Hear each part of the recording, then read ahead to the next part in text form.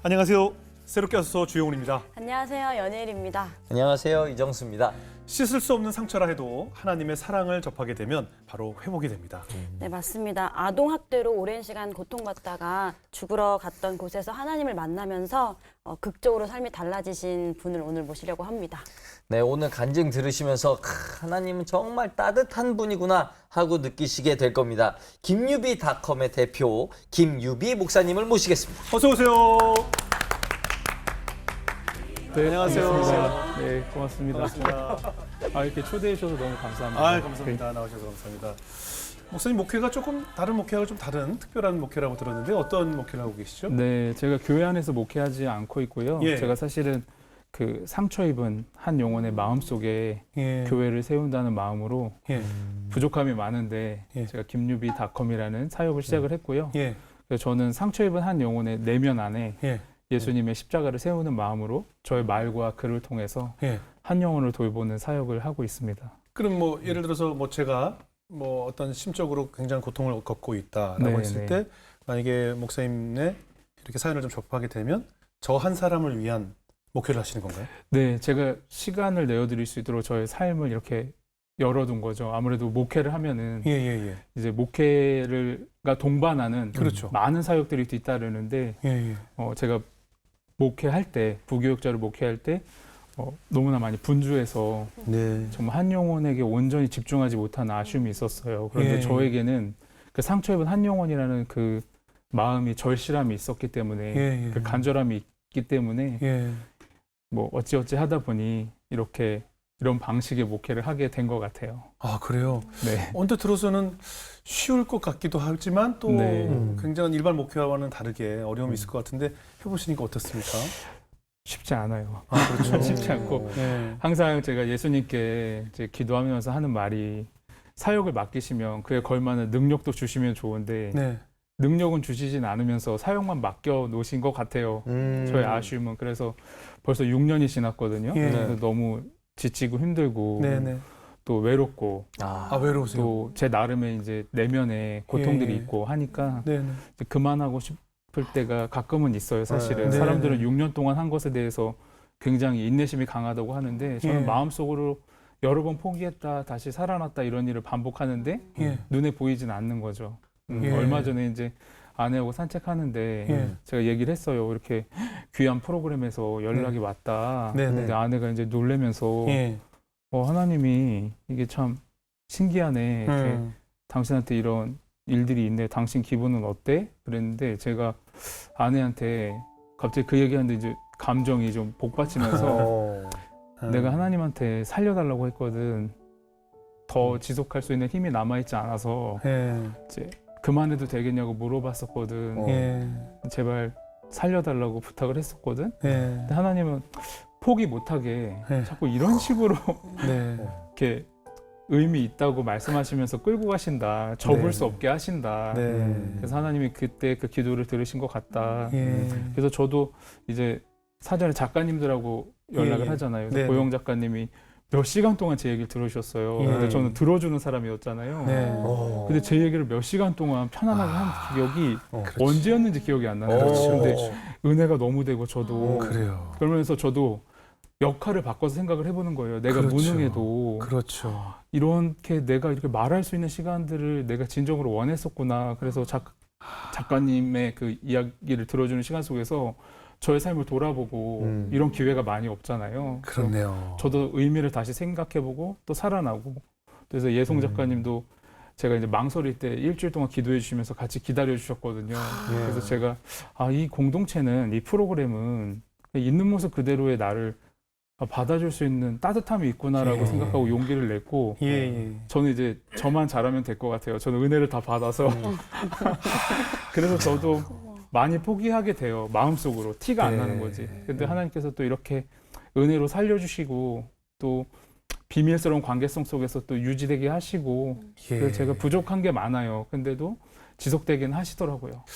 진짜 지금 오늘 저 처음 깨달았네요. 지금 저희 방송이 물론 네. 출연해서 이 영상이 많은 사람들에게도 선한 영향력을 끼치지만 출연하는 이 목사님 같은 분들에게도 늘 남의 얘기만 듣기만 하고 카운셀링을 해주는 입장에서 이 방송을 위해서 인터뷰하는 시간이 내 얘기를 처음으로 누군가에게 할 수 있는 그렇죠. 귀한 시간이 된다는 것을 그렇죠. 저 오늘 정말 처음 깨달았네요. 네. 우리 작가들 참 수고가 많죠. 네.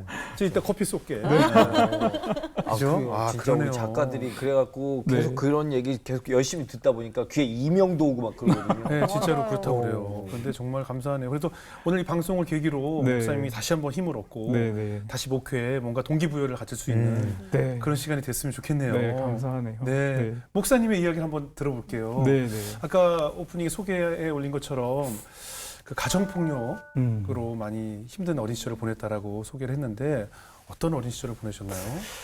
기본적으로 저희 부모님은 고마운 분들이고 네. 고생 많이 하셨죠. 예. 지금도 계속 고생하고 계시고. 예. 근데 이제 과거의 이야기를 좀 이제 하게 되면은 예. 굉장히 힘든 시기가 있었던 것 같아요. 저희 아버지 같은 경우는 이제 아버님도 상처가 많으신 분이라 예. 이제 가정을 잘 돌보는 방법을 잘 모르셨던 것 같아요. 예. 예. 그래서 이제 힘든 일을 하시니까 처음에 술을 마시면서 이제 일을 하셨는데 네. 무슨 일 하시는데? 이제 험한 일을 하셨죠. 뭐 네, 이렇게 네. 일용직 하시고 아. 나중에는 이제 전기 기술을 배우셔서 예. 이제 전기 기술자가 되셨는데 그래도 그게 이제 건설 현장에 있고 네, 네, 이제 네. 좀 이제 사람들하고 부대끼는데 이게 네. 그냥 하루하루 먹고 사시는 게 힘드셨던 것 같아요. 네. 그래서 처음에 술을 다 마시면서 예. 그 고통을 견디셨던 것 같은데 예. 술이 이제 아버지 삼키면서 예. 아버지가 이제 알코올 중독자가 되셨고 예. 그 세상에 대한 원망과 분풀이를 이제 가족들한테 하신 것 같아요. 네. 그래서 저는 소위 말하는 우리가 이제 미디어에서 보는 이제 가정 폭력이라든지 어떤 이제 끔찍한 장면들 있잖아요. 학대. 아버지가 술 취해서 네. 이렇게 이제 난동을 부리는 그런 장면들이 일상이었고 예. 뭐 제 기억에 한 5살 때였던 것 같은데 어두운 방 안에서 이제 판자촌이었어요. 그러니까 예. 판자로 된 조그만 단칸방에서 아버지가 이제 불 다 꺼놓고 입에 담배 하나를 불고 5살짜리 남자애를 뻘거벗겨 놓고 이제 때리는 거죠. 5살 때요? 네. 근데 이제 저는 그래서 아버지가 때리다 지쳐서 이제 담배를 이렇게 어둠 속에서 한 모금을 이렇게 피우실 때 예, 그 불이 진해지죠. 불이 진해지잖아요. 네네. 그때 그 공포가 각인이 된 것 같아요. 그래서 그게 멈추면 난 이제 죽는다. 그리고 이제 의식을 잃고. 예. 그래서 항상 제가 어릴 때는 반팔 반바지를 못 입고 다녔어요. 왜냐면 저도 온몸이 멍자국이었기 때문에 얼굴 빼고는. 그래서 긴 옷, 여름에도 긴 옷. 근데 이제 그 사실은 관심 가져주는 주변의 시선도 없었던 것 같아요. 제 예, 기억에. 예. 그러니까 그거를 어린 아이가 혼자 다 감당하고 받아내고 예. 그래서 제가 이제 몸과 마음이 예. 많이 병들어 있었던 거죠.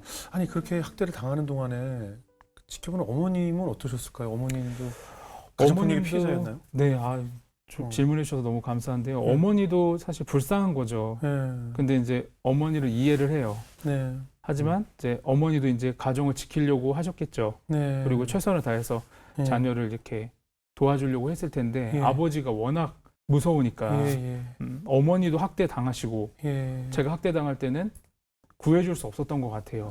예. 근데 애착을 제가 안정적으로 좀 아버지라고 못했으면 예. 어머니하고도 잘 형성을 했으면 좋았을 예. 텐데 어머니가 이제 견디다 못하면은 네. 집을 나가시잖아요. 아, 맞아. 그러면 이제 어떤 때는 저희를 데리고 나갈 때도 있는데 예. 그러면 이제 거주할 때가 마땅치 않게 되는 거니까 또 어떨 때는 급하게 도망치시면 이제 저희를 두고 나갈 때도 있고 그러니까 이제 기억에 어렸을 때 이제 초등학교 들어가기 전인데 예. 집에 왔는데 도둑든 것처럼 돼 있는 거예요, 집이. 음. 이게 처음이에요. 첫 장면을 기억하는 거죠. 근데 예. 도둑든 것처럼 살림이 다 나와 있고 옷까지가 다 이렇게 해서 저는 진짜 이게 뭐지 했는데 어머니가 그날 밤 이제 도망가셨어요? 도망가신 거죠. 아. 근데 네. 저는 그때 너무 충격받았던 것 같아요. 이제 지금의 성인이 됐을 때 어느 시기에 이제 그걸 이해할 수 있게 됐지 그 당시에는 그걸 이해할 수 있는 이제 힘이 없잖아요. 그러니까 네. 그렇게 해서 어머니가 들어왔다가 안심이 돼서 다시 이제 지내다가 또 어머니가 또 나가셨다가 몇 번 반복되니까 이제 저도 모르게 회피가 되는 거죠. 그래서 네. 어머니한테 기대지 않고 이제 저 혼자 그런 감정들을 또 추스리니까 기댈 데가 없었던 것 같아요. 아, 굉장히 형제나 자매는 또 없었어요? 남매 뭐 누구 있었어요? 이제 다행히 여동생이 있었어요. 2살 네. 어린 여동생이 있는데 네. 그 여동생의 존재가 되게 소중해요. 왜냐하면 네. 그 시간들을 같이 겪었잖아요. 그러니까 지금도 같이 예. 동생하고 얘기할 때 되게 마음에 힐링이 많이 돼요. 그 시간들을 함께 겪은 거잖아요. 아무도 모르는데 가정이라는 독특한 문화와 예. 그 울타리 안에서 같이 네. 그거를 겪었는데 얼마 전에 이제 명절에 예. 가족들이 다 모였는데 여동생이 이제 막 갑자기 울면서 그런 얘기를 하는 거예요. 그때 이제 어머니만 계셨는데 예. 자기는 아직도 이제 어릴 때 잊을 수 없는 장면이 있다. 예. 그게 가끔씩 생각나면 너무 눈물이 난다. 예. 이러는 거예요. 그래서 제가 그게 뭐야 그랬더니 자기가 이제 초등학교 1학년 때 예. 여동생은 부모님이 그러니까 제가 유일한 안정기지였던 거잖아요. 그렇죠. 그러니까 저한테 이제 정서적으로 이제 기댔던 거죠. 네. 그러니까 저하고 등하굣길 하는 게 집에서 벗어나서 학교 가는 그 짧은 길이 예. 굉장히 걔한테는 좋았나 봐요. 예. 근데 이제 어느 날 여동생이 명절 때 얘기한 거는 초등학교 1학년 때 그게 유일한 낙이었는데 오빠가 밤새 아빠한테 맞아가지고 시체처럼 굳어서 담요에 돌돌 말려 있었다. 발이 하얗게 돼서 여동생은 학교 가면서 울면서 제발 학교 끝나고 왔을 때까지 좀 살아 있었으면 하는 마음이 있었는데 여동생이 이제 울면서 학교 갔다가 울면서 집에 와서 저를 봤는데 저는 여전히 담요에 이제 말려 있었던 거죠. 그러니까 아버지는 제가 죽은 줄 알고 벽 보고 담배만 피고 있고 엄마는 옆에서 소리 없이 울기만 하고 근데 여동생은 초등학교 1학년이니까 예. 혹시 오빠를 따뜻하게 해주면 살지 않을까 싶어가지고 발을 이렇게 만지는데 이제 아버지 어머니는 이제 소리를 지르면서 건들지 말라고 자기 기억에는 이게 3번이었다는 거예요. 자기가 목격한 것만. 그럼 이제 더 많았겠지 않냐. 예. 내가 초등학교 1학년 전에 기억을 보면. 근데 오빠는 어떻게 살아가냐. 어떻게 이렇게 엄마 아빠를 따뜻하게 대하고 이렇게 잘 지낼 수가 있냐. 저도 얘기했죠. 쉽지 않았다. 쉽지 않았고 오래 걸렸다. 너도 서두를 필요 없다. 천천히 하면 된다. 그런 기억들을 공유할 수 있는 존재가 있다는 게 전 너무 고맙더라고요. 너무 슬픈 이야기네요. 그 어린 나이에 의지할 곳이 아무 데도 없을 것 같아요. 그랬던 것 같아요. 그랬던 것 같아요. 아니 뭐 이웃들이라든가 뭐 그런 주변에서도 도와주는 사람이 없나요? 그러게요. 근데 저는 예. 제가 성장 과정을 보면 초등학교 5학년 때까지 그 이사 그 주소지 변경된 걸 제가 세봤거든요. 예. 우연치 않게 그걸 보게 됐어요. 예. 초등학교 5학년 때 26번을 이사를 했더라고요. 그러니까 이제 뭐 짧게는 3개월에 한 번씩 이사를 한 적도 있고 예. 뭐 길게는 1년 6개월도 살았었는데 그러다 보니까 이제 판자촌 달동네 예. 막 반지 앞방 예. 그래서 홍수 나면 물 차고 또 화장실도 그 여러 세대가 같이 아, 쓰는 공용 화장실 쓰고 예. 그러니까 정말 지독하게 가난했던 것 같아요. 그러니까 집집마다 곡소리가 나요. 아. 그러니까 저는 다 그런 줄 알았어요. 모든 가정이. 어. 그래서 우리 집에서 곡소리가 안 나면 다른 집 곡소리가 들리고 살림 부서지는 소리가 들리고 그래서 판자촌은 골목이 좁거든요. 예. 그럼 친구하고 거기를 걸어가면 갑자기 막 벽이 무너져 내려요. 그 집에서 부부싸움을 한 거죠. 그래서 저는 집집마다 청테이프 발라져 있고 저희 집도 아버지가 이제 술 취하고 이성 잃으면 그 판자촌이가 톱으로 집을 막 썰었어요. 그러니까 이제 구멍도 나 있고 청테이프로 붙여놓고 그러니까 뭐 그렇게 다 사는 줄 알았어요. 예. 어릴 때는.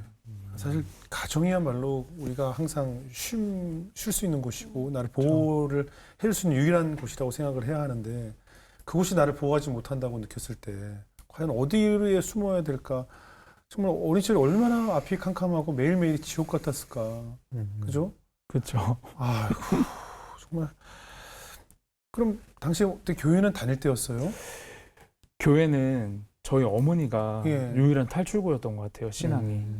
그래서 정말 열심히 신앙생활을 하셨어요. 그때 당시엔 또 이렇게 그냥 몰입을 해서 신앙생활을 했던 한국교회 상황도 있었던 것 같아요. 예. 그러니까 저희 어머니는 이제 제 기억에는 교회에서 봉사하시다가 옷만 갈아입고 또 교회 가시고 어머니도 살려고 하신 거죠.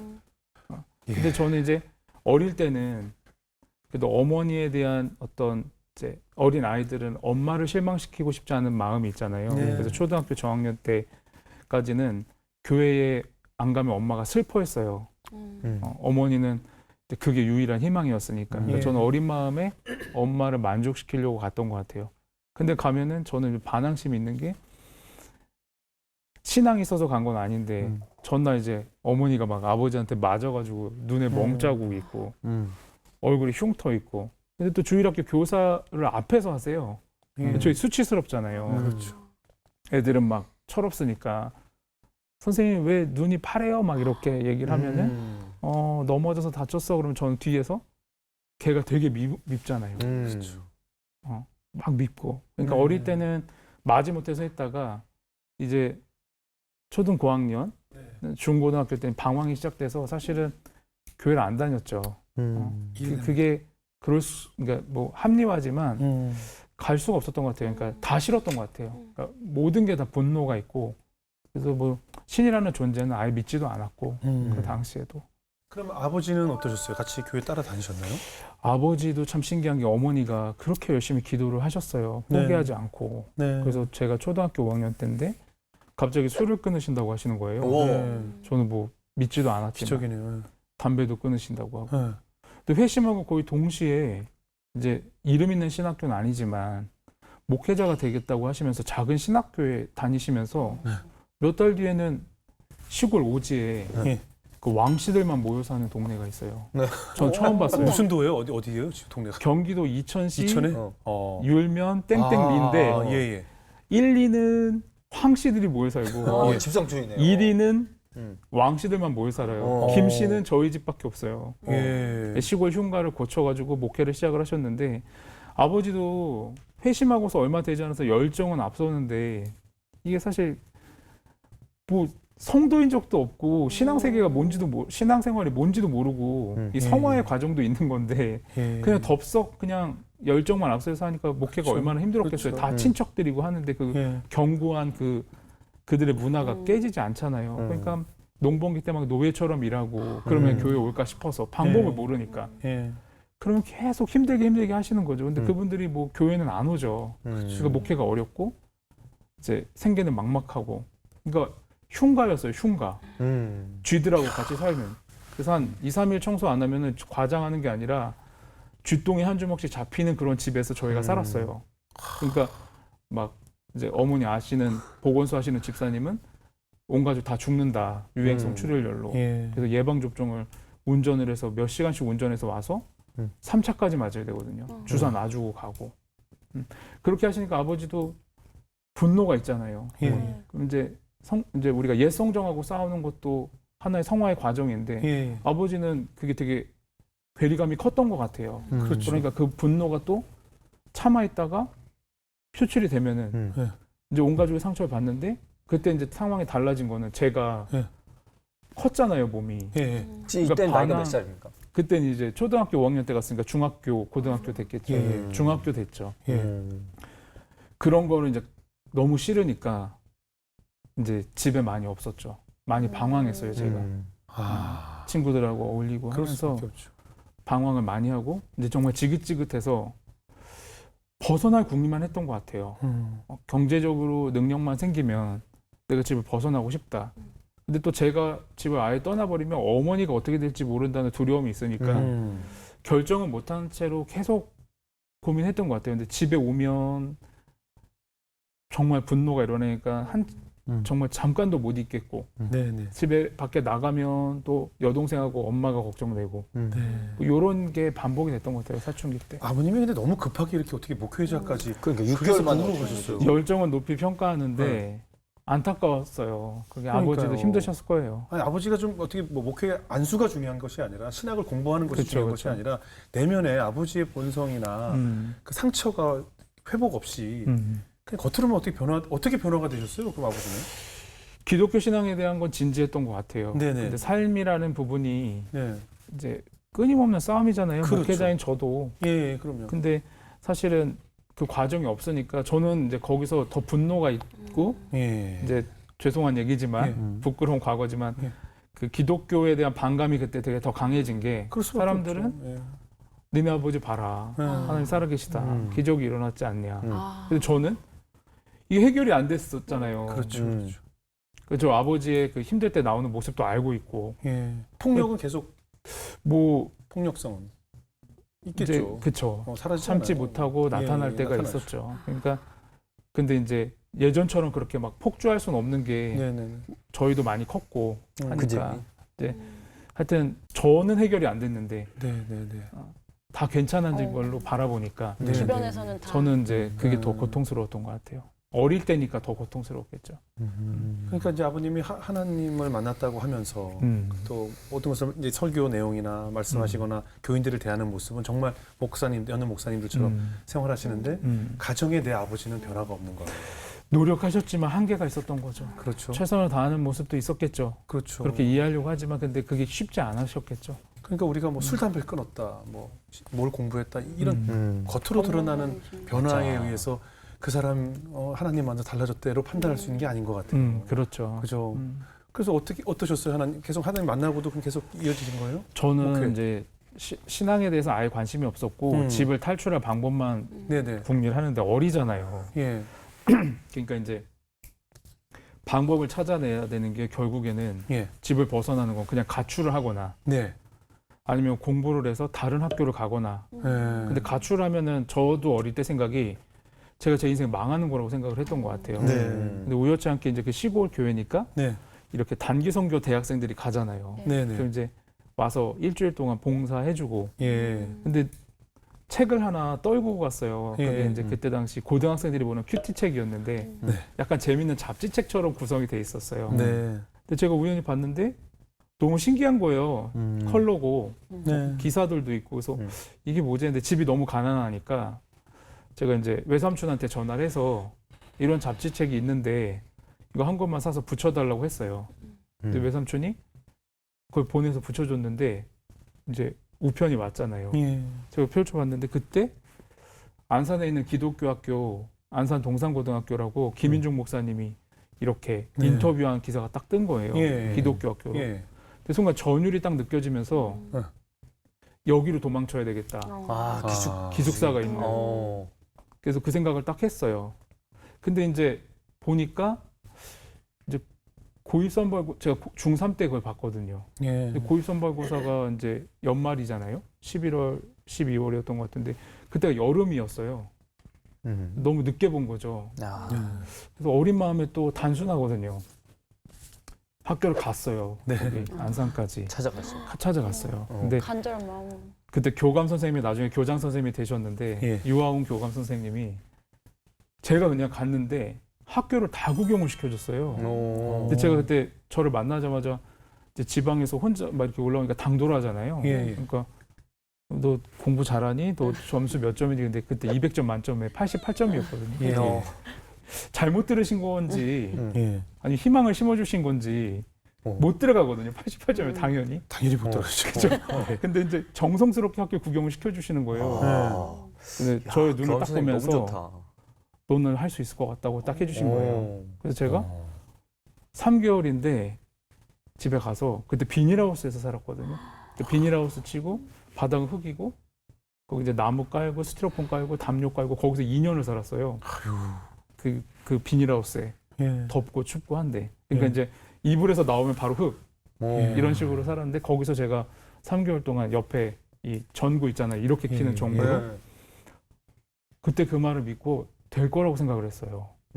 탈출을 해야 되니까. 이거는 제가 제 인생을 걸고 도망쳐야 된다고 생각을 하고 탈출이죠. 3개월 탈출. 동안 거의 밤을 새서 마지막 고입선발고사 모의고사가 167점이 나와서 원서를 썼어요. 1번으로 원서를 썼어요. 우와. 1번으로 원서를 쓰고 이제 성적은 몇 등으로 들어갔는지 모르겠지만 최하위권으로 들어갔겠죠. 예. 그렇게 간신히 도망치는 건 성공을 했어요. 예. 그래서 들어갔어요. 간신히 들어갔죠. 간신히. 근데 저는 도망쳤으니까 일단. 그렇죠. 네. 탈출 성공이죠. 그게 아주 정말 합법적으로 제가 도망을 친 거죠. 예.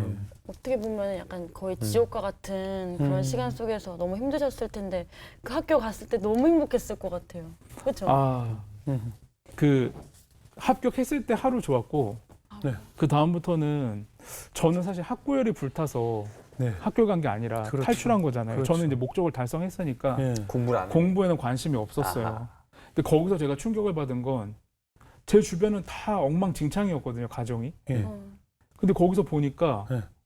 애들이 다 이제 남의 떡이 커 보이잖아요. 예. 그래서 저는 애들이 다 저보다 행복해 보이는 거예요. 음. 공부도 굉장히 잘하고. 그리고 제가 기숙사에 있었는데 그때 당시 기숙사 친구들은 전국에 수재들이 모여 있었어요. 아, 그래요. 네, 그래서 저는 진짜 끼어들 틈도 없는. 예. 그러니까 저는 이제 열등감이 시작이 되는데 음. 주말에 기숙사가 애들이 없는 줄 알고 전기를 내리거든요. 밥도 아. 안 줘요. 다 집으로 가니까. 집으로 가니까. 네, 그거 혼자 있었어요. 그 어둠 속에 이제 혼자 무서운데. 있는 거죠. 전기도 안 들어오고 밥도 없는데 교회도 안 가니까. 저는 집을 탈출했기 때문에 갈 데가 집에 없다. 갈 이유가 없고 예. 집에 가는 게 더 싫었거든요. 예. 그러니까 빈 건물에 이제 주말에 이불 덮고 우는 거죠. 근데 우울증이었던 것 같아요. 예. 근데 애들은 주말 이제 주일 저녁 되면 부모님이 다 데려다 주잖아요. 예. 그럼 이제 뭐 새 옷 사오고 새 책 사오고 예. 먹을 거 싸오고 막 짐 다 정리해주고 그럼 막 이렇게 애기들 그 자식들 예뻐하고 근데 저는 안 간 걸 몰라요. 아무도 안 갔을 친구들도 거라고 상상도 몰라요. 못 하는 거죠. 네. 그래서 저는 이제 애들 올 때쯤 되면은 이제 일어나서 씻고 집에 갔다 온 척을 하는 거죠. 주말 동안 식사는 어떻게 해요? 못 먹었죠. 아예 한 끼도? 그쵸, 주말에 누워 있었죠. 되게 우울했어요. 되게 우울했어요. 우울한 정도가 아니에요. 전기를 아예 내려버렸으니까 예. 어떨 때 밖에서 사람 없는 줄 알고 잠글 때도 있었고. 아 진짜요? 그럴 수 있겠죠. 그럴 수 있죠. 그럴 수 건물 있죠. 관리인이니까. 그렇죠. 그래서 저는 그러다 보니까 이게 겹겹이 쌓이잖아요. 그러니까 예민해지고 사소한 화내고 친구들과의 관계도 너무 안 좋고 그렇죠. 이제 막 작은 일에도 화를 내고 심하게 막 감정 표현을 하고 막 사춘기 남자애들이 막 격하잖아요. 예. 그러니까 그런 걸 다 표출을 하니까 예. 거리를 점점 두니까 이제 저는 이제 제 마음은 그게 아닌데 친구도 별로 없어졌겠어요. 그쵸. 공격적으로 감당이 안 됐을 것 같아요. 공격적으로 그쵸. 공격적이고 감당이 안 자존감도 됐을 것 낮고. 같아요. 그러니까 그래서 나중에는 저녁을 먹잖아요. 평일에. 이제 공부를 해야 되는데 예. 저는 그것도 관심도 없고 예. 할 수도 없었고 예. 그래서 저녁에 이제 뒤로 몰래 빠져나와서 운동장 귀퉁이에 소각장이 있어요. 예. 거기 앉아서 계속 울었던 것 같아요. 그러면 이제 야자 끝낼 때쯤 해서 화장실 가서 세수하고 그리고 이제 아무 일 없었다는 듯이 또 기숙사 들어와서 또 자고 그게 1년이 지나니까 도저히 안 되겠더라고요. 네. 제가 이거 견딜 수가 없어서 그런 생각하면 안 되는데 네. 더 이상 살고 싶지가 않아가지고 예. 죽어야겠는데 이대로 혼자 죽는 건 너무 억울하니까 네. 그때 너무 철이 없었어요. 그래서 예. 부모에게 복수를 해야 되겠다 이런 생각을 한 거예요. 예. 그런 생각하면 안 되는데 네네. 그때 당시에 너무 분노가 있으니까 그래서 이제 계속 그런 고민을 하면서 지냈죠. 그럼 어떻게 3년 내내 집을 안 갔어요? 3년 내내 이제 집을 안 갔죠. 근데 고등학교 1학년 겨울방학 때 어떤 일이 있었냐면 네. 이제 기숙사에 공사를 하게 됐어요. 그래서 일주일 동안 비워야 돼요. 비워야 가야 돼요. 되는 거예요, 공사라니까 있을 수가 없는 거예요. 예. 거기 이제 공사해서 다 이제 여자 기숙사로 바꾸니까 예. 남학생이 남아있으면 안 되는 거니까 저는 나와야 됐던 거예요. 부득이하게. 예. 그래서 저는 짐을 싸서 이제 오랜만에 갔죠, 집에. 예. 근데 부모님 입장에서 1년 만에 본 아들이니까 네네. 반갑잖아요. 예. 그러니까 없는 살림에 막 맛있는 음식을 해준 거예요. 네. 근데 저는 이만큼 차서 왔잖아요. 분노로 여기까지 가셨어요. 꽉 찼잖아요. 근데 이제 아버지도 멋쩍잖아요. 예. 그러니까 이제 밥 먹다가 이제 통상 한국 남자들 아빠들이 하는 말, 그러니까 많이 먹어 이렇게 딱 했어요. 네. 근데 저는 네 이러고 많이 먹으면 됐는데 그때는 그런 정서가 아니라 혼자 미친 사람이 된 거예요. 많이 먹어? 많이 먹어? 내가 어떻게 살았는지 알아? 밥 한 끼로 이게 해결이 돼? 이게 해결이 된다고 생각해 지금? 이러면서 이성을 잃고 제가 아니었던 거죠. 그래서 상을 뒤집어 엎고 네. 손에 잡히는 걸로 집을 다 막 부시고 유리창 다 부시고 그리고 부모님을 정말 똑바로 쳐다보고 소리를 지르면서 이렇게 얘기했어요. 당신들 때문이고 난 죽을 거다. 내일 아침 시체로 발견되면 평생 후회하고 살아라. 근데 그렇게 하고 집을 나갔죠. 근데 제가 그 기숙사에서 운동장 가장자리에 앉아서 맨날 울 때 그 시골 동네에 은행나무 큰 게 있어요. 근데 제가 너무 답답할 때 그 은행나무에 기대가지고 친구처럼 얘기를 했거든요. 나무하고. 예. 그 나무가 소리 없이 다 들어줬잖아요. 예. 근데 그 고등학교에서 그 운동장 규통에서 그 나무가 너무 생각나는 거예요. 애착의 대상이 없으니까 나무하고라도 애착이 된 거예요. 예. 그래서 은행나무에 목을 매서 죽어야겠다는 거 계속 상상했거든요, 그때. 그래서 연습을 했어요. 운동장에서 소각장 옆에서 매듭을 짓는 연습을 하고 목에 걸고 당겨보기도 하고. 그래서 이제 제가 준비한 줄을 가지고 예. 이제 그 시골에 가로등도 없는데 울면서 이제 은행나무한테 간 거죠. 예. 그래서 나무에 이제 목을 매면서 예. 줄을 묶으면서 이제 네. 목에다 거는데 저는 시는 아예 필요가 없었어요. 그러니까 제 인식의 범위 안에 없었고, 네. 근데 저희 어머니가 매일매일 하나님 했고, 예. 제가 간 기독교 학교는 매일매일 예배를 드렸거든요. 근데 예. 저는 예배 시간 자고 예. 그냥 목사님 째려보고 네.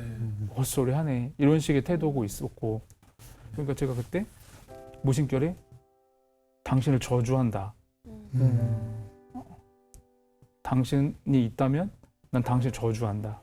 당신이 있다면 내 인생은 이렇게 될 수가 없다. 하고 이제 목을 딱 매려고 하는데 갑자기 예. 몽환적이 되는 거예요, 사람이. 예. 그 약간 해리 상태가 되는 거죠. 예. 어떤 기억이 소환이 딱 된 거예요, 그 순간에. 예. 어떤 기억이요? 근데 그 기억이 제가 5살 때 어두운 방 안에서 이제 아버지가 저를 이제 학대할 때 그 예. 장면이 선명하게 그 자리에 있는 것처럼 기억이 나는 거예요. 예. 근데 제가 그때 감정이 폭주하더라고요. 저 아이가 무슨 잘못이 있냐. 예. 저 아이의 유일한 잘못은 저 집에 태어난 거다.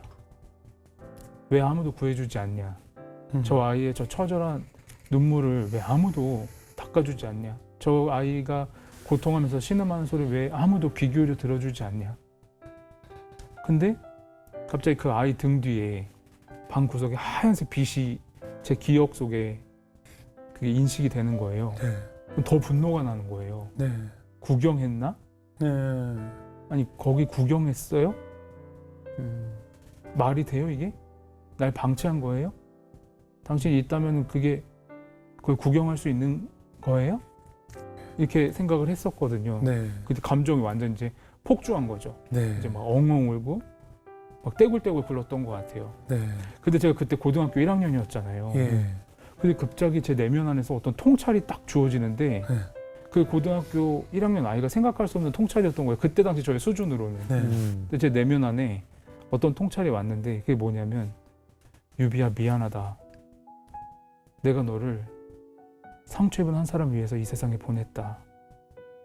내가 너의 가정에 보낸 이유는 그들의 아픔에 공감하고 그들을 치유하기 위함이다. 너무 미안하다. 조금만 견뎌다오. 조금만 견뎌다오. 미안하다 유비야. 이렇게 딱 하는 거예요. 제 마음의 통찰에. 근데 저는 그때 당시 제 수준으로 그런 생각을 할 수가 없는 사람이었거든요. 네. 근데 참 신기한 게 그 하나의 통찰로 인해서 제가 지금까지 고통받았던 살아온 이유가 명확해졌고 앞으로 살아가야 될 목적이 분명해진 거예요. 그렇죠, 그렇죠. 저는 왜 이런 집에 태어나서 왜 이렇게 살고 나는 왜 이렇게 고통받으면서 지내왔나. 이유가 없으니까 살아갈 이유가 없었던 거죠. 예. 근데 이유가 있었던 거잖아요. 예. 그리고 앞으로도 너무 힘든 이후에도 너무 힘든 일이 많았는데 내가 살아갈 이유가 없어서 죽으려고 했었는데 예. 내가 살아가야 될 이유가 선명해진 거잖아요. 그렇죠. 그래서 제가 상처 입은 한 사람, 그 한 영혼을 치유하는 거. 그때 당시 저는 치유가 지금처럼 이렇게 일상의 용어가 아니었어요.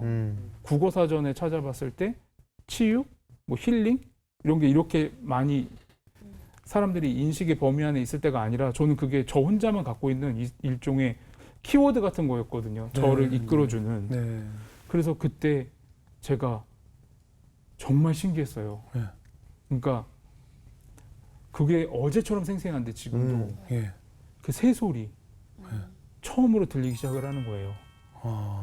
내가 호흡한다. 그러니까 산소가 내 몸에 들어왔다 나간다. 이걸 인식을 처음 해봤고 모든 세상이 다르게 보이기 시작을 한 거예요. 그 순간에. 정말 고요하고 평안한 걸 처음 경험해봤어요. 진짜 성령님을 만났네요. 저는 정말 신기했어요. 예. 그래서 밤이 샜어요. 어. 밤이 새버렸어요. 애들 다 버리고. 네. 집에 갔죠. 아, 집에 갔어요. 예. 근데 이제 부모님이 네. 뜬 눈으로 밤을 지새웠고 집은 이제 다 깨져 있는데 청소가 돼 있는 상태였고 예. 근데 제가 들어가서 네. 큰 절을 하고 무릎을 꿇고 울면서 과거의 아드님은 죽었다. 아. 내가 다시 태어났다. 다시 살아갈 거다. 그리고 부모님이 이제 오열하고 끌어안고 아버지도요? 네, 다 이제 그렇게 시작이 된 것 같아요. 아버지는 뭘 하세요? 그 순간에 뭐라고 하셨는지 혹시 기억나요? 말을 못 하세요. 못 하시죠? 그러니까 표현할 줄 모르니까 안 되죠. 술이 들어가면은 예. 말을 하시는데 예. 지금도 똑같아요. 아, 말을 그래요? 안 하세요. 표현을 잘 그러니까 못하시죠. 저는 아버지 당신에 대해서 직접 들은 건 없어요. 지금도. 그래요. 그럼 그 이후로 이제 삶이 완전히 달라지셨겠네요. 학교로 다시 복학을 하고 그쵸. 나서도. 그렇죠. 어. 제가 이제 신앙을 갖게 되니까 공부를 해야 되겠다 생각이 좀 들더라고요. 그래서 저는 그동안 관심이 없었는데 이제 우리 반에 제일 공부 잘하는 애가 누군가 그때 처음 궁금해서 그 친구한테 가서 예. 야 너가 우리 반 1등이라며. 어? 그래서 쫄았게 나 좀- 약간 왜? 나 좀 공부 좀 가르쳐 줘라. 근데 걔가 내가 왜? 내가 그렇지. 아 부탁이야. 가르쳐 주라고. 부탁이야. 나 진짜 바본데 공부 좀 가르쳐 줘라. 어. 걔가 너무 착한 친구예요. 예. 마음을 열고 기숙사 친구였는데 예. 수재예요, 수재. 엄청 똑똑한 친구였어요. 근데 자기 짝을 하더니 자기 짝이 되래요. 예. 이제부터 내가 시키는 대로만 하라는 거예요. 어. 밑줄 치고 또 화장실도 못 가게 해요. 공부할 때? 화장실을 가려고 하는데 잠깐 여기 앉아봐.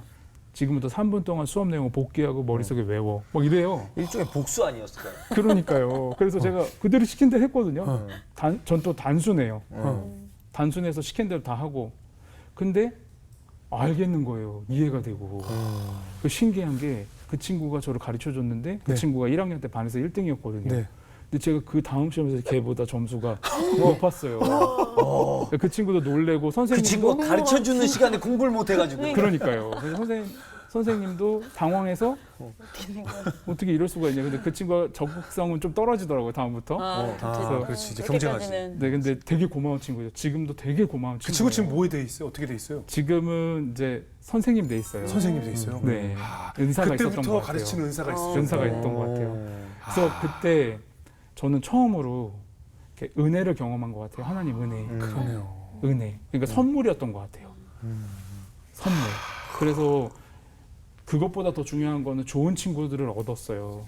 믿음의 동역자들을. 그래서 지금도 그때 만난 친구들이 저희 믿음의 동역자고 지금도 선생님들이 정말 저를 축복해주고 그래서 그렇게 신앙생활이 계속 이제 제가 변화되면서 주변도 같이 변화되는 데는 좀 시간의 격찬이 있었지만 물론, 예. 진심이 닿으니까 같이 이렇게 저도 그런 따뜻함을 경험하게 되더라고요. 지금 목소리만 들어봐도 네. 너무 나긋나긋하고 부드럽고 인상도 좋으셔서 고등학교 때 막 폭력적이고 막 반항적이었다는 게 잘 와닿지도 않는데 네. 그 와중에 인터뷰한 거 보니까 폭력의 후유증으로 언어 장애랑 대인 기피증까지 있으셨다고 그러더라고요. 예. 그것도 극복이 되신 상태 같은데요. 심각했어요 좀. 그게. 아, 그래요? 그래서 이제 이게 익숙함은 중요하거든요. 예. 그런 대인 기피증이라든지 예. 이 언어 장애가 있을 때는 예. 아는 사람하고는 말이 나와요. 근데 그게 익숙해지기까지 오래 걸리겠죠. 그렇죠. 그러니까 전 남학생이었고 교실 안에 있을 때는 대다수에서 앞에 나가서 말을 못했지만 예. 이렇게 기숙사 친구들 같은 방 친구들이나 요 정도는 말을 편하게 했는데 예. 이성은 예. 이성은 거의 얘기를 못했어요. 예. 저는 되게 착각이 저를 보는 사람은 없는데 예. 시선이 두려워서 어. 그 지금도 기억나는 게 점심 시간에 그 여학생 남학생 막 먹잖아요. 예. 근데 저는 그 누가 저를 볼까봐 한 손으로는 식판을 들고 한 손으로 얼굴을 가렸는데 얼굴이 커서 손으로 안 가려지거든요. 근데도 일단 눈만 가렸어요. 눈만. 그렇지, 그렇지. 근데 그때 당시 이제 된장국을 남겼는데 예. 이렇게 가다가 그 기둥에 박았어요. 그리고 다 뒤집어 썼어요. 그 정도로 아. 눈 마주치고 이런 게 그러니까 친구들 몇 명은 괜찮았는데 그렇죠, 이게 그렇죠. 두려웠거든요. 예. 근데 그리고 신학교 갔잖아요. 네. 근데 신학교 가면은 설교를 해야 되잖아요. 예. 근데 이게 안 되는 거예요, 이 말이. 아. 말이. 그렇죠, 내가 그렇죠. 극복을 할 수 있을까? 그렇죠. 근데 이제 저 또 단순하거든요. 예. 근데 선교사님이 부흥회 강사로 오셨는데 예. 막 우리를 신학교 1학년 그 신학생들한테 설교를 하시면서 아니 신학생이 전도를 안 하면 신학생이냐. 자기는 예수 믿은 다음부터 단 하루도 빼놓지 않고 복음을 전했다. 저 자극이 된 거예요. 네. 난 사꾼이야. 예. 이 말을 못 하는데. 예. 그래서 그걸 받아들이고 일단 사형리를 샀어요. 소책자를. 예. 예. 근데 500원이었거든요. 예. 일단 그걸 외웠어요. 말을 못 하니까 외워서라도 따라하려고. 근데 전날 기숙사에서 자는데 오늘부터 나도 그럼 결심했어. 하루에 한 명한테 복음을 전하고 내가 살아야지. 근데 어떤 날은 용기가 안 나가지고 못 하잖아요. 근데 네네. 밤이 막 11시 반? 11시 40분 됐는데 이제 20분 지나면은 10분 지나면은 하루가 가는 거예요. 근데 저는 저 자신과 약속을 했잖아요. 예. 그 생각이 딱 나면은 옷을 입고 대충 추리 입고 나와서 그 주변을 막 서성여요. 그럼 술집 앞에 또 이렇게 네, 그 편의점 앞에 그럼 어떤 아저씨가 담배 사러 편의점 들어가면 제가 아저씨 손을 딱 잡고 아저씨 말 더듬으면서 죄송한데 교회 다니세요? 그 아저씨가 술 12시 취해가지고 깜짝 놀래요. 12시 직전에. 말은 안 나오고 사형리 주고 오면은 자기는 했다 이거예요. 난 했다 아, 이거 전도했다 우와. 이거. 근데 그때 잠이 와요. 아. 근데 이것도 너무 안 되겠는 거예요. 그래서 그냥 화끈하게 해야 된다. 네. 극복을 할 수 있어야 된다. 그래서 프린트를 해가지고 기숙사 벽에 붙여놨어요. 사람 얼굴을. 네. 그리고 눈을 계속 쳐다보고 있었는데 못 쳐다보겠더라고요. 예. 그걸 연습을 하기 시작을 했고 예. 그다음에 이제 지하철 그 교회가 안산이었고 학교는 사당역이었거든요. 예. 거기 한 50분 돼요. 예. 그럼 이제 내가 거기서 지하철에서 사형리를 전해봐야 되겠다. 결심을 했어요. 노상전도. 네. 예. 그래서 이제 맨 첫 칸에 타요. 과감하게. 쭉 훑고 쭉 가려고. 훑고 가죠. 끝까지? 네. 딱 탔는데 나도 못해. 그거. 이제 근데 평소에 지하철 탈 때는 진짜 편하거든요. 예. 경치도 좋고 그래요. 예. 근데 내가 뭘 하려고 했다면 심장이 쿵탕쿵탕. 식은땀이 줄줄 나고 그렇죠. 다리에 경련이 당연하죠. 일어나요. 당연히. 근데 서 있었죠 한참. 근데 이제 벽을 보고 서 있는 게 아니라 이렇게 통로를 보고 서 있었죠. 그렇죠. 사람들도 긴장했겠네. 저 사람 뭘 해야 될 것 같은데 안 하고 그러니까요. 계속 서 있으니까. 그리고 이제 다음 칸으로 갔죠. 그냥 그리고 또 거기서 생각 한참 하다가 또 잠깐 다음 칸으로 갔죠. 말을 못 하고 그렇죠. 말이 안 열리니까. 벽을 딱 만나요. 네. 거기 열면 이제 기관사분이 계세요. 마지막까지 갔구나. 근데 거기서 절망하는 거죠. 한 마디도 못 하고 한 마디도 못 하고 끝까지 왔고. 끝까지 왔고. 그러면 이제 진짜 완전한 패자. 예. 그게 절망이 너무 큰 거예요. 예. 그래서 그렇게 하고 교회 가서 이제 예배 드리고 또 오는데 예. 또 그럼 이제 사용료는 너덜너덜해졌어요. 외워가지고. 네. 근데 못 하는 거죠. 그럼 그때까지만 해도 말을 좀 더듬었어요? 너무 두려웠어요. 그러니까 쳐다보지도 못했고 말도 잘 못했어요. 대중들 앞에서. 그러니까 막 우리가 흔히 아는 말더듬 뭐 증상까지 예를 있었어요? 들어서 선생님 아. 뭐 이런 식으로 뭐 이런 식으로 그런 식으로 했죠. 예. 근데 이제 너무 이제 지긋지긋하잖아요, 제 자신이. 그래서 네. 성실한 게 저는 진짜 단순해요. 네. 포기는 하진 않았거든요. 네. 근데 계속 말 안 하고 그냥 자연스럽게 이제 역한으로 이동하는데 어느 날 지하철에서 물건 파시는 분 있잖아요. 네. 잊을 수가 없는데 그 아저씨가 만드기 인형이 있었어요 그때. 알아요. 만드기 인형? 손풍선에 어. 밀가루 반죽 넣어서 아, 눈 붙이고 코 붙여가지고 1,000원에 팔았거든요. 네네. 제가 장담하는데 하루만 갖고 나면 굳어서 버려야 되거든요. 네. 근데 그 아저씨가 그 만드기 인형을 파는데 세상에서 제일 좋은 장난감처럼 파는 거예요. 아 이걸 해가지고. 네. 아, 사람들이 사요 또. 이거 네. 좋으니까. 전 그걸 보면서 충격을 받았어요. 아니 저거 내일 아침에 굳어서 없어질 것도 세상에서 제일 네. 좋은 장난감으로 파는데 나는 영혼을 살리는 복음, 예. 한 영혼을 구원하는 복음, 네. 세상을 변화시키는 복음인데 부끄러워서 못 전하고 있다니. 그래서 전투력이 올라가는 거예요. 오. 나 할 수 있겠다. 담대함이 막 생겨. 하나님이 그래서- 그분 일부 붙여준 것 같은데. 네, 보여준 그 거. 아저씨하고는 겹치면 안 되니까 네. 옆 칸으로 가서 또 말을 못했죠. 그게 쉽지 않아. 바로 될 줄 알았더니. 그리고 다음 칸으로 가고 또 벽을 또 만났죠. 벽. 그래서 포기를 했었어요. 안 된다. 나는 조용한 목회, 예. 말 안 하는 목회를 해야 되겠다. 이렇게 되게 우울한 시간을 보내고 있었던 거죠.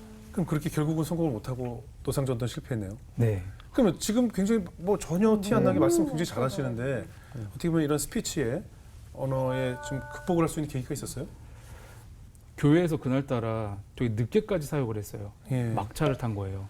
지하철을. 예. 근데 또 막차 지하철? 타보셨어요? 지하철에서 이런. 막차 타보셨어요? 아, 타봤죠.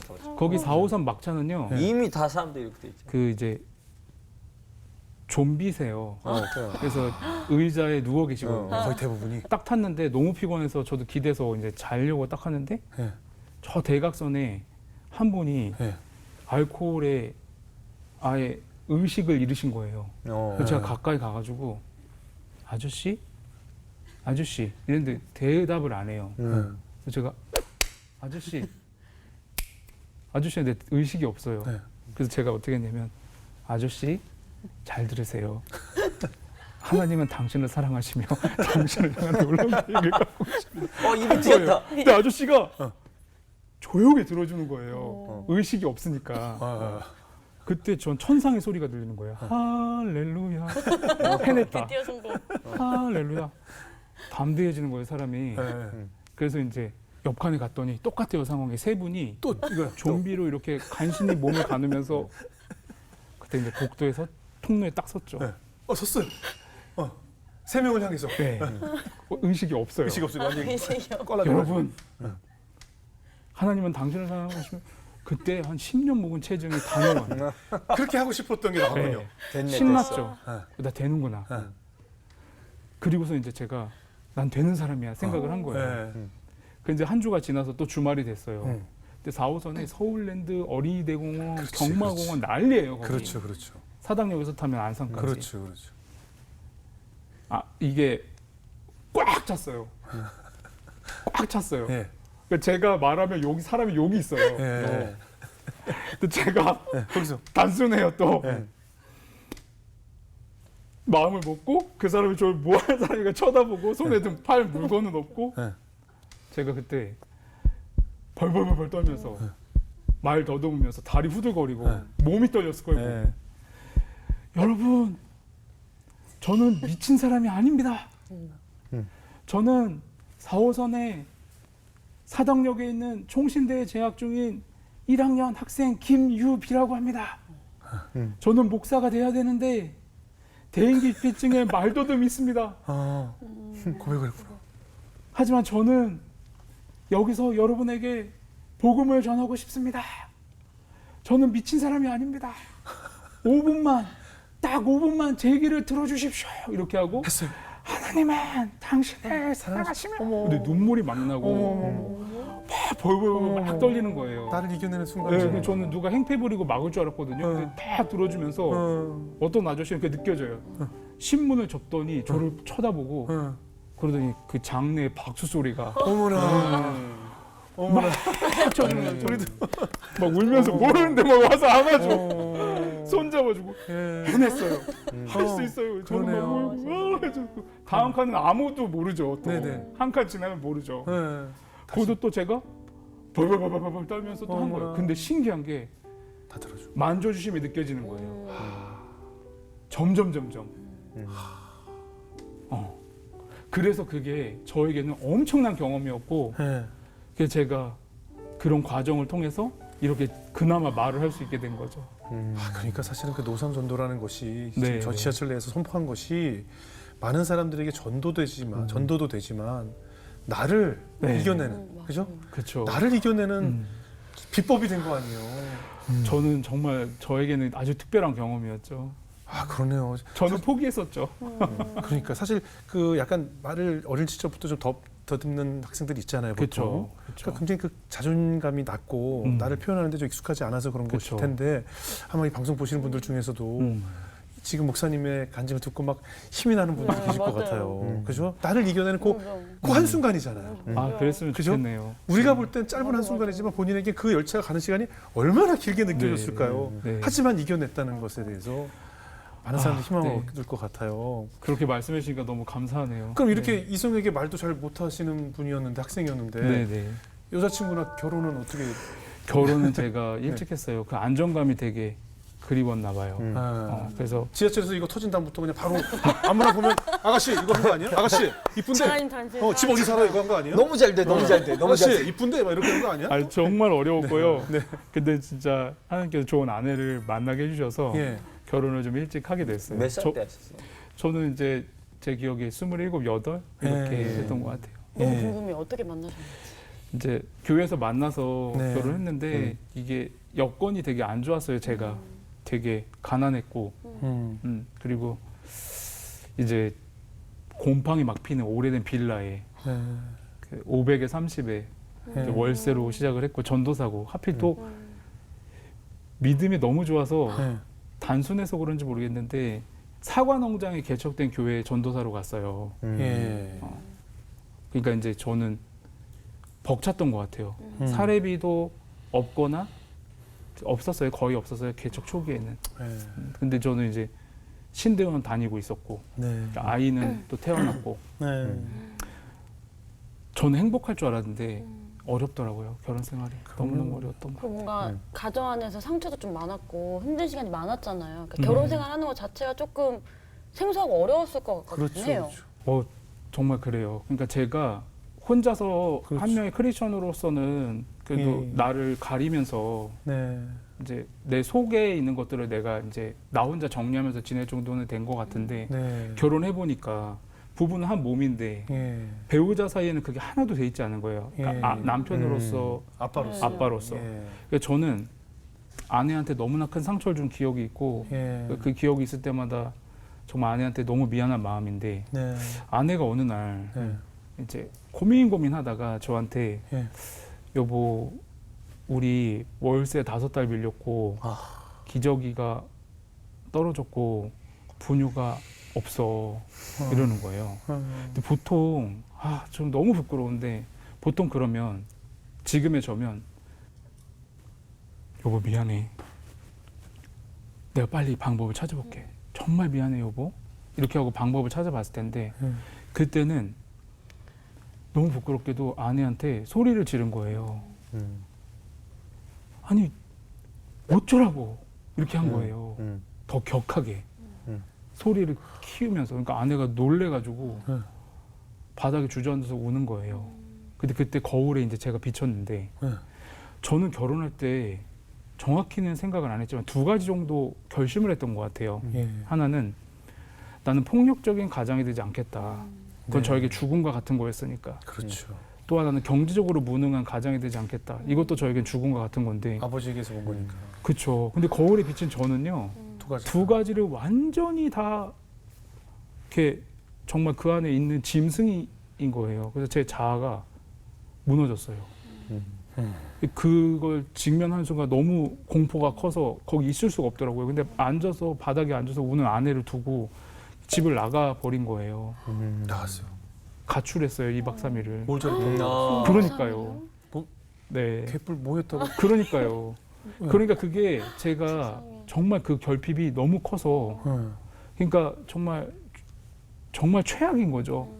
교회에선 전도사였지만 좀 열정 있고 예. 좋은 평가를 받았지만 저의 내면은 황폐한 거니까. 근데 저도 정말 큰 죄인이지만 그때 당시에 제가 저를 이제 살펴보면 나보고 어쩌라고라는 말을 내가 왜 했을까를 그때 내가 반추해 보면은 제가 사례비도 없는 교회 갔잖아요. 그럼 이제 주말에는 온전히 사역에 집중하는데 믿음이 또 저는 열심히 특심해서 정말 열심히 했던 것 같아요. 바보처럼. 그 신대원은 아침 6시부터 오후 4시까지 수업을 하고 기숙사 생활을 1학년은 다 기숙사에 들어가야 되거든요. 그럼 저는 4시 반에 학교에서 나와서 입시학원에 가서 애들을 영어를 가르치면서 밤 12시 반에 와서 거기서 공부한 그 학원에서 월급 받은 거 집에 갖다 주고 학비는 진짜 쪽잠 자면서 밤새면서 공부해서 학교에서 장학금을 받아서 학비를 내고 교회에서는 내 돈 써가면서 사역을 하고 이렇게 하면은 하나님이 복 주실 줄 알았던 거예요. 그때 당시 수준에. 그렇죠. 근데 나는 이렇게 열심히 살고 막 학원에서 오다가 졸아가지고 난간을 들이받은 적도 있고 기숙사 친구들이 너 이러다 죽는다. 어떻게 좀 해봐라. 근데 어떻게 할 수 있는 게 없는 거예요. 아기는 어리고 돈은 벌어야 되겠고 학교는 다녀야 되겠고. 그러니까 이제 꽉 찼던 거죠. 더 할 수가 없는데 이런 현실에 대한 분노를 표현을 한 거죠. 근데 그래도 아내 입장에서는 평생의 상처가 된 거죠. 그래서 저는 빈 차에서 너무 절망적인 거예요. 근데 이제 아버지가 전화가 왔어요. 그래서 이혼한다. 어느 근데 아버지가? 저희 아버지가 네. 아버지가 이혼하신다고요? 이혼한다고 전화가 온 거예요. 네. 기가 막힌 거죠. 저는 근데 웃음이 나오는 거예요. 네. 그래서요. 이런 식으로. 왜냐면 저도 꽉 찼잖아요. 근데 그때 당시 제가 어떤 생각을 했냐면은 다 당신들 책임이다는 생각이 또 올라온 거예요. 그럴 수 있죠. 내가 그냥 평범하게라도 컸으면 이랬겠나? 난 왜 이렇게 힘들지? 이런 또 분노가 그때 당시 아버지한테. 그래서요. 그랬더니 아버지가 말을 안 하세요, 잘. 네. 면목 없어서 마지막으로 편지 썼으니까 시간 되면 읽어보라고 한 거예요. 근데 저는 아버지가 당신의 이야기를 아예 안 하세요. 네. 그러니까 아예 몰라요, 저는 아버지에 대해서. 제가 아버지 완전 닮은 거잖아요. 그렇죠, 그렇죠. 근데 편지를 썼다고 하니까 너무 궁금한 거예요, 순간. 근데 교회 사무실 가서 아무도 없을 때 몰래 이메일을 확인해 봤더니 A4 용지 60장을 쓴 거예요. 우와, 맛있겠네. 그래서 그걸 읽어봤죠. 네. 근데 거기서 아버지의 원가족부터 다 쓴 거예요. 아, 지금 현재까지. 예. 근데 제가 그때 처음으로 눈물이 나면서 아버지가 어떤 삶을 사는지 처음 알게 된 거예요. 그때 처음에 생각이 제 안에 있는 어떤 인식의 전환이 있었던 게 우리 아버지는 나에게 가해자였지만 할아버지 할머니에게는 피해자였구나. 그 인식이 된 거예요. 근데 갑자기 소스라치게 놀라면서 나는 아버지에게 피해자지만 어쩜 내가 아버지를 꼭 닮았지? 이 생각과 이 가치관과 이 결핍까지 어떻게 이렇게 똑같지? 가만히 있어봐. 내가 언제까지 피해자야? 나는 내 아내에게 가해자야. 그렇죠. 내 아이들에게 가해자라고. 내가 이걸 인식하지 못하고 내가 이걸 바꾸지 못하면 이 고통은 반복될 거야. 이게 된 거예요. 그래서 아버지는 영원한 가해자가 아니라 아버지도 피해자였고 저는 영원히 피해자일 수 없고 저 역시도 가해자가 되어 있는 거예요. 저는 진짜 아버지를 꼭 닮아서 제 아내에게 제 성장 과정 아예 말을 안 했어요. 이 여자가 왜 나를 좋아하지? 지금의 내 모습, 그러니까 되게 철이 없었죠. 지금의 내 모습을 보고 마음을 열었나 보다. 그 저는 제 과거를 극복해 왔기 때문에 예. 들여다보고 싶지 않았기 때문에 인정하고 싶지 않아서 그렇죠. 숨겼어요. 예. 아내는 제가 누군지 몰라요. 예. 제가 이거를 다 말할 수 없으니까 아내에게 읽게 해주면 좋겠다는 생각으로 갔는데 3일 만에 간 거잖아요, 문제는. 근데 그 알량한 자존심이 남아서 진짜 마음은 여보 제발 이 편지 읽어줘. 부탁할게. 이 마음인데 그 알량한 자존심이 있어서 되게 퉁명스럽게 아내한테 주지도 않고 식탁에다 거의 던지듯이 탁 올려놓고 아 이거 버려 이렇게 한 거예요. 정반대 얘기. 그러니까 얼마나 사람이 못 났어요. 네. 상처 투성이니까. 그 속으로는 버리면 안 돼. 제발 읽어줘야 돼. 제발 버리지 마. 이렇게 한 거죠. 저는 이제 민망하니까 방에 들어가서 침대에 누워서 이불을 머리끝까지 이제 뒤집어 쓰고 있었는데 더워요, 답답하고. 그 이불 뒤집어 쓰는 것도 완전 옛날 아빠 스타일. 그러니까요. 옛날 아버지 스타일. 죄송해요. 예, 완전 옛날 스타일. 그렇잖아요. 옛날 아버지도 이불 맞아요. 뒤집어 썼잖아요. 네. 요즘 누가 그렇게 이불 뒤집어 그러니까요. 본대로 하는 거죠, 본대로. 그렇죠, 그렇죠. 본대로 학습된 하는 대로. 예. 근데 다행히 아내가 식탁 끄는 소리가 들려요. 그러니까 의자 끄는 아. 소리가. 종이가 사각사각 넘어가는데 자세히도 들리는 거. 막 그냥 서라운드로 들리죠. 눈물 나죠. 막 그러니까 뭐야? 제 심장 소리도 들리니까. 근데 아내가 사각사각 넘기는데 이제 페이지 수도 넘어가는 숫자를 세요, 제가. 근데 아내가 막 울어요. 그렇겠죠. 그리고 멈췄다가 또 넘기면서 막 울고. 아내가 60장 다 넘겼어요. 이제 또 사각사각 걸어오는데 발걸음 소리가 커요. 점점 커지는 거예요. 그래서 방문 여는 소리, 저한테 다가오는 소리, 전 심장이 막 크게 뛰고 왜 오지? 와서 어떻게 하려고 하지? 나한테 따지고 들면 어떡하지?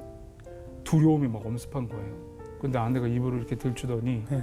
저렇게 바라보면서 아내가 막 울면서 네. 여보 살아줘서 고마워. 포기하지 않고 견뎌줘서 고마워. 이렇게 딱 하는데 제가 그 있죠, 애기처럼 진짜 다 커가지고 터지죠.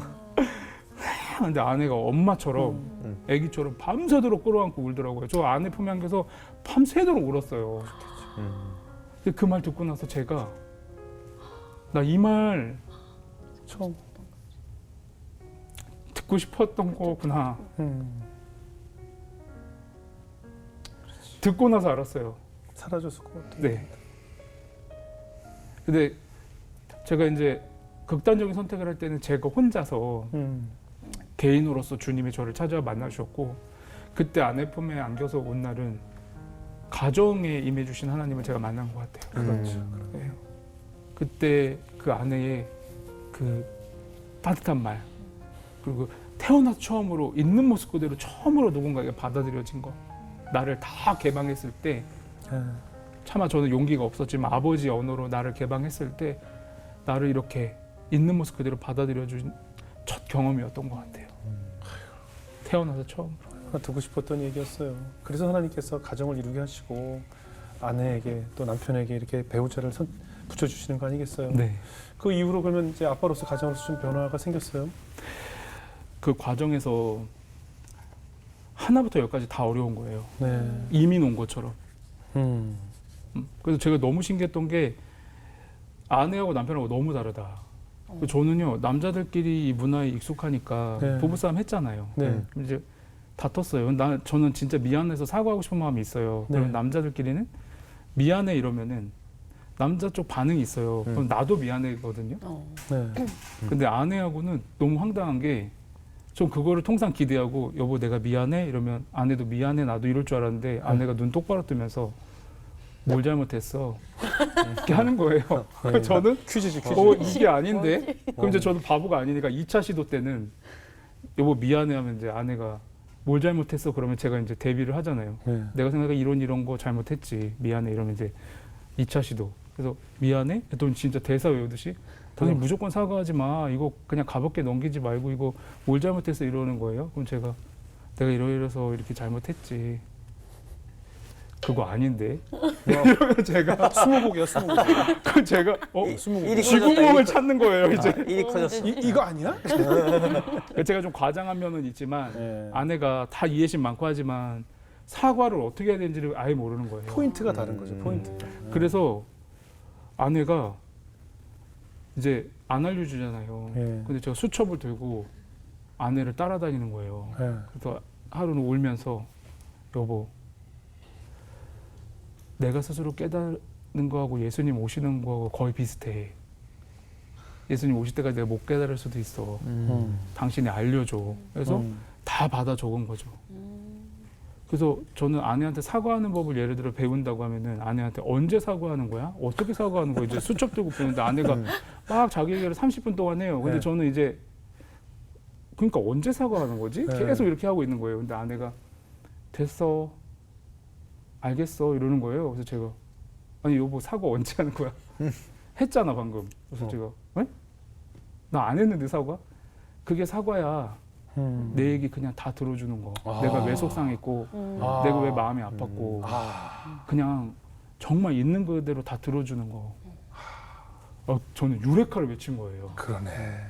그런 시기였어요. 그렇죠. 처음에. 그리고 네. 제가 이제 상담을 이렇게 정교하게 이제 공부하기 전에 아내 도움이 너무 컸고 할 수 있다는 소망을 주고 계속 이렇게 이끌어주고 제 아내와의 관계는 ABCD부터 시작을 한 거죠. 저는 이게 보고 배운 게 없으니까 정말 힘들었던 것 같아요. 아내의 도움이 컸고 그리고 아이들도 마찬가지인 게 제가 부교육자 할 때는 제 설교 애들이 노출이 안 되잖아요. 그러니까 제가 어떻게 살았는지 아이들도 몰라요. 근데 이제 조금씩 알려질 때 이제 제 이야기를 다른 매체를 통해서 아이들이 듣고 이제 제가 퇴근하고 집에 왔는데 현관 앞에 다 서 있더라고요. 저를 되게 불쌍하게 쳐다보면서 네. 아빠 그랬어? 이러면서 막 애들이 안아주는데 그것도 힐링인 거예요. 예. 그러니까 저는 애들하고 눈으로 놀아주는 거예요. 그럼 아내가 저를 놀리면서 초능력자라고 눈으로 놀고 눈으로 놀아준다.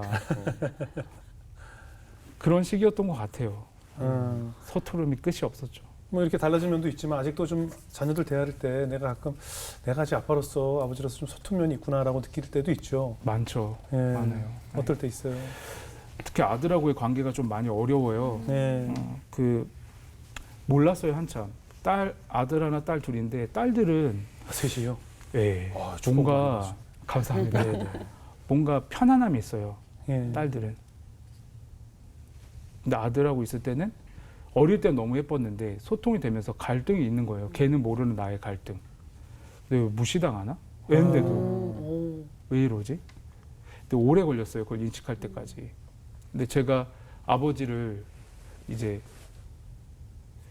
지금도 계속 이해하려고 노력 중이고 헤아리려고 하는 것 같아요. 좋은 의도겠지. 그리고 또 아버지도 속사정이 있겠지. 아버지도 힘드시겠지. 이게 계속 생각을 하거든요. 근데 이게 우러나오는 뭔가가 아니라 의지적인 측면이 되게 강한 것 같아요. 네. 지금도. 근데 아들하고의 관계에서 제가 두려워하는 게 있는 거죠. 아들과 나 사이에 만약에 원만하지 않다는 거는 저는 제 개인적으로는 실패했다는 두려움이 결핍이 있던 거죠. 네. 근데 제가 그걸 인식하고 나서 이제 그 관계를 다시 들여다봤더니 예. 아들이 나를 어떻게 생각하느냐에 제가 너무 예민한 거죠. 저의 결핍 때문에. 예. 그래서 그 부분에 대한 고민이 굉장히 컸던 것 같아요. 지금도 아이가 사춘기고 하니까 같이 계속 서로 노력하고 예.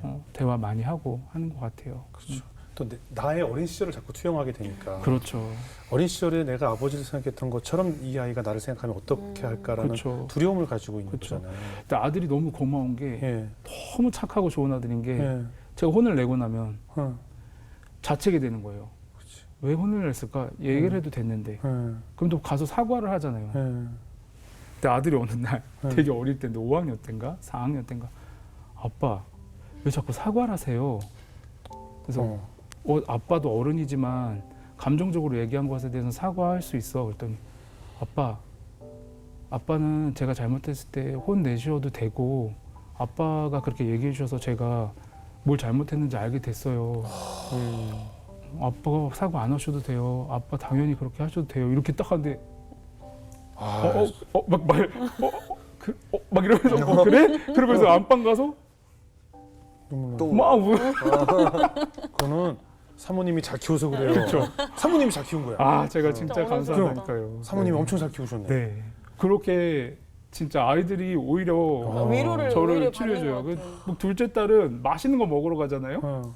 그럼 저한테 아빠 갑자기 자기도 먹다가 아빠 응? 되게 엄마 눈빛으로 저를 쳐다봐요. 많이 먹어? 그래서 제가 거기에 가는 거야. 왜? 네. 왜? 그때 아빠 어릴 때 이런 거 많이 못 먹었잖아. 이렇게 해요. 어머나. 그럼 제가 속으로 내 돈으로 내가 사는데 생색을 왜 농담인데 그래서 제가 확 얘기하면 그렇죠. 근데 음식이 맵다고 하면서 눈물이 나고 그럼요. 그러니까 그런 따스함에 그리고 막내는 나이 차이가 좀 많이 나요. 네. 첫째하고 6살 차이 나는데 뒤에 태어나도 놀아주지 못하는 거예요. 그러니까 애가 시킨 대로 하는 거예요. 네. 아빠 일로 와봐. 이거 펴. 그럼 피고 어. 이거 쌓아 올리고 그럼 저는 자책이 되는 거예요. 예. 왜 애들하고 놀아주는 방법도 모르지? 그럼 애들이 저는 시키는 대로 해요. 그러면 이제 아이가 나중에 저를 평가를 해요. 아, 재밌었다. 아빠 진짜 재밌었어. 그럼 저는 그냥 시키는 대로만 한 거거든요. 예. 주도권이 없는 거예요. 저는 그런 식이었는데 애들이 저를 품어주고 이해해주는 시간들이 큰 거죠. 저는 배운 적이 없으니까. 근데 목사님 이제 목사님이 워낙 많은 상처를 받으셨으니까 이제 목사님 앞으로 상처받은 자들을 위해서 살겠다라고 결심을 하셨잖아요. 네. 어떻습니까? 앞으로의 목표 비전 어떻습니까? 저는 이제 이 말이 참 어떻게 들릴지 모르겠지만 큰 비전 없어요. 네. 상처 입은 한 영혼 하고 마주하는 이 시간들이 이제 저는 개인적으로 너무 힘들어서 못하겠다라는 생각을 많이 하거든요. 근데 하나님이 이게 참 아이러니한 게 이게 두 가지 의미가 있는데 그래서 이 자리에 나를 부르셨구나 하는 생각도 있어요. 왜냐하면 저는 그 내적 대화에 이게 굉장히 파괴적이에요. 제가 들어왔던 말들이. 그러니까 혼자 있을 때 저하고의 혼자 소통이 복음이 처방되지 않으면 굉장히 파괴적이에요. 그러니까 예수님하고의 저는 정서적으로 거리가 엄청 멀고 저는 방치되는 정서 되게 많이 경험하고 하나님이 저를 버리셨다라는 감정을 많이 경험하거든요. 예. 이제 감정만 그렇죠. 진실은 그게 아니더라도. 근데 그런 감정의 나락으로 자주 떨어지는 것 같아요. 네. 근데 이제 상담을 하다 보면은 이야기를 들어주다 보면 그 사람의 이야기 들으면서 제가 내가 혼자가 아니구나라는 공감도 되면서 그 사람을 바라보는 저 안에 따뜻한 시선이 있어요. 근데 그 시선이 제 역량의 사랑이 아닌 것 같고 제 안에 계신 예수님의 온기를 제가 느끼는 것 같아요. 그러니까 제가 그 시간 속에서 제가 살아나요.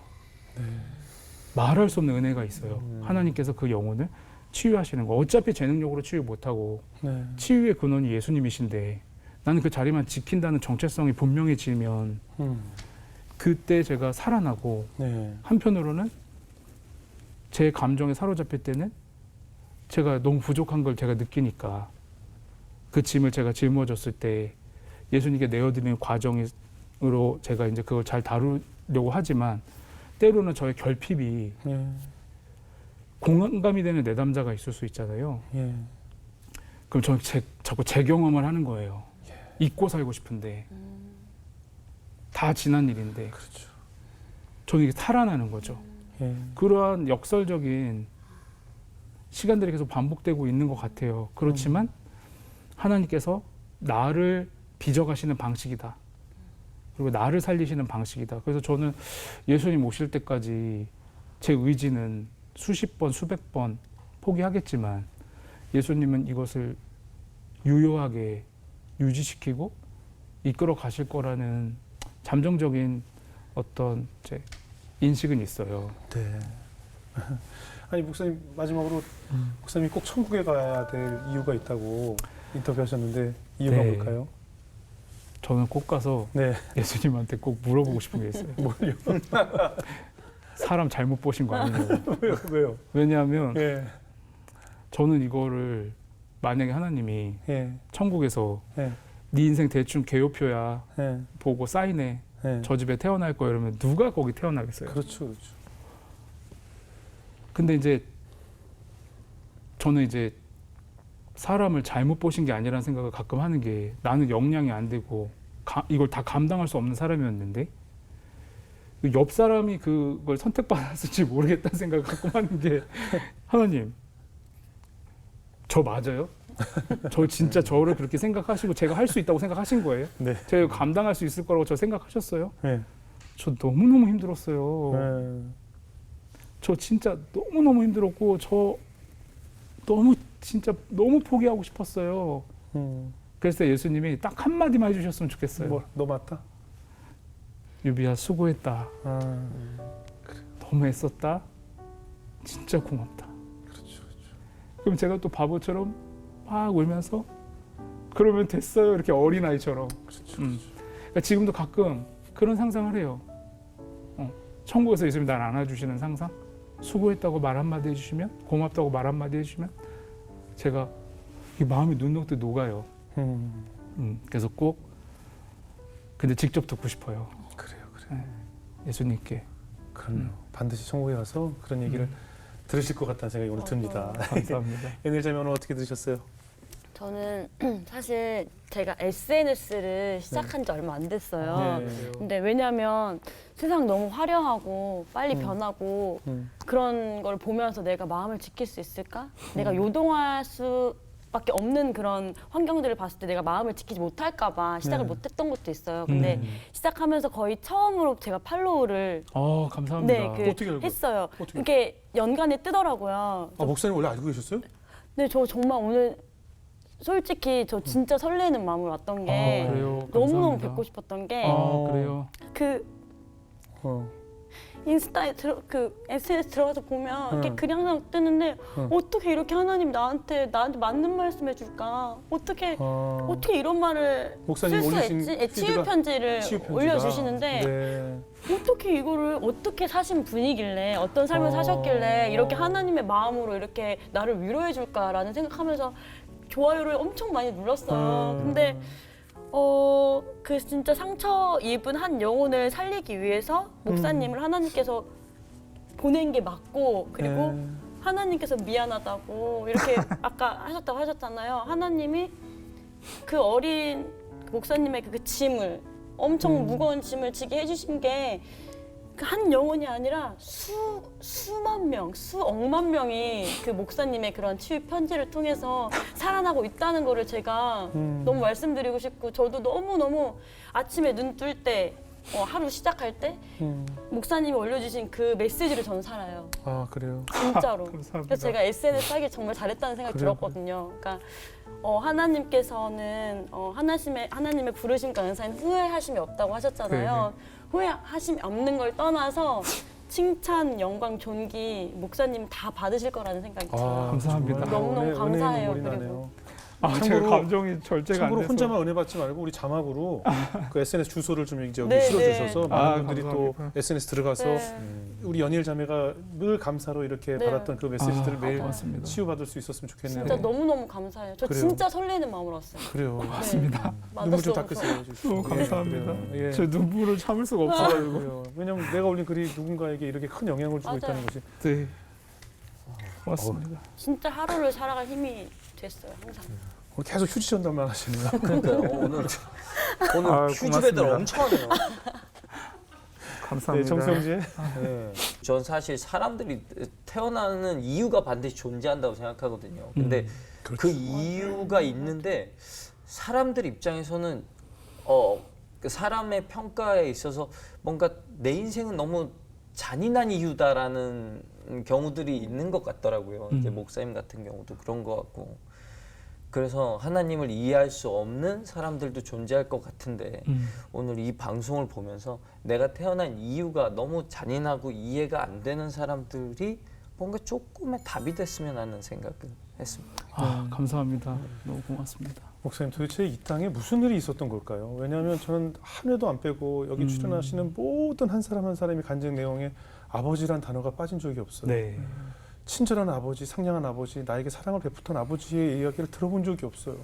도대체 이 땅에 무슨 일이 있었길래 당신들에게는 어떤 일이 있었길래 이렇게 폭력적이고 이렇게 저주스러운 상처의 언어를 물려주시고 가정 파탄을 정말 느낄 정도의 상처들을 우리에게 다 물려주셨잖아요. 물론 당신들은 그 유교 시대의 족보에 의해서 원래 표현 못하고 원래 남자 여자는 따로 앉는 것이고 밥상에서 말도 하지 않는 것이고 표현하지 않는 것이라고 배워오면서 자라셨을 그 당신들이 전쟁이라는 큰 환란을 겪으면서 더더욱 가난을 겪게 되면서 더더욱 입을 막아버리고 더더욱 폭력적으로 변해버린 우리의 아버지 세대들을 속에서 우리가 자랐잖아요. 그래서 지금 목사님과 똑같은 상처들을 우리 솔직히 여기 다 까면 다 그 안에 그 상처를 받고 자라왔잖아요. 네. 그럼 우린 아까 말씀하신 것처럼 당신들도 피해자였는데 가해자로 우리도 피해자로 자랐는데 우리가 더 이상 가해자로 살 수는 없잖아요. 그렇죠.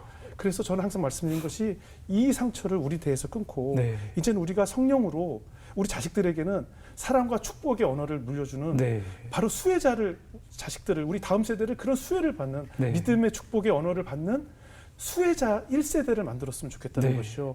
우리가 지나온 족보는 다 지워버리고 하나님의 힘으로 전부 다 지워버리고 딜리트해버리고 우리 다음 세대들은 성령의 언어, 남을 사랑하는 언어, 늘 미안할 때 알았어가 아닌 미안할 때 미안하다고 할 줄 알고 얼마나 미안한지를 모르면 어떻게 표현해야 될지도 모르게 우린 받았잖아요. 그리고 우리 아버지가 얼마나 표현을 못하면 지하철에서 말문을 막혔던 아들처럼 사과를 하지 못해서 메일로밖에 표현을 못하는 그 당신들처럼 그 언어는 이제 더 이상 우리가 사용하지 않고 사랑한다고 입에 달고 살고 미안하다고 입에 달고 사는 그 언어를 물려줄 수 있는 그 수의 세대들을 1세대로 우리가 만들었으면 좋겠다는 생각이 네. 듭니다. 아. 그래서 목사님께서 한 사람 한 사람을 만나서 그 언어 바꾸고 상처 치유하는 일을 하나님께서 맡기신 것 같아요. 네.